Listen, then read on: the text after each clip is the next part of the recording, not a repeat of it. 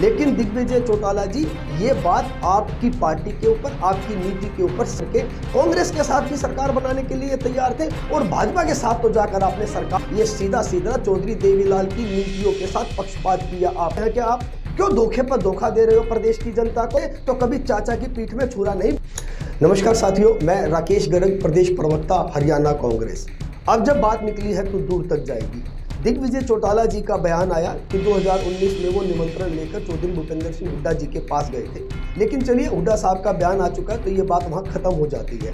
लेकिन दिग्विजय चौटाला जी, ये बात आपकी पार्टी के ऊपर, आपकी नीति के ऊपर सवाल पैदा करती है। सवाल नंबर 1, क्या नीतिगत रूप से आपने कांग्रेस और भाजपा दोनों के साथ समान रूप से विरुद्ध जाकर चुनाव नहीं लड़ा था? नीतिगत रूप से आपको विपक्ष में रहना चाहिए था, लेकिन आप अपनी विचारधारा से समझौता करके कांग्रेस के साथ भी सरकार बनाने के लिए तैयार थे और भाजपा के साथ तो जाकर आपने सरकार बना ही ली थी। ये सीधा सीधा चौधरी देवीलाल की नीतियों के साथ पक्षपात किया आपने। बात नंबर 2, चौटाला साहब, कि आप जिन 5 बातों का जिक्र कर रहे हैं, जिनके लिए चौधरी भूपेंद्र सिंह हुड्डा ने अपनी स्वीकारोक्ति नहीं दी लेकिन अमित शाह ने दे दी थी। 5 बातें तो मुझे भी याद है। 5100 रुपये पेंशन करवा दी क्या आपने?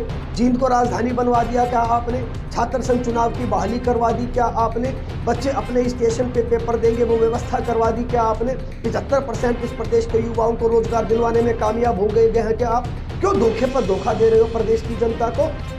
और तीसरी और अहम बात टाइमिंग को लेकर है। 3.5 साल सत्ता में रहने के बाद, सत्ता की मलाई खाने के बाद ऐसी कौन सी परिस्थिति आज आपके सामने आ गई कि आपको ये खुलासा करना पड़ा कि आप तो कांग्रेस और चौधरी भूपेंद्र सिंह हुड्डा जी के साथ भी सरकार बनाने के लिए तैयार थे।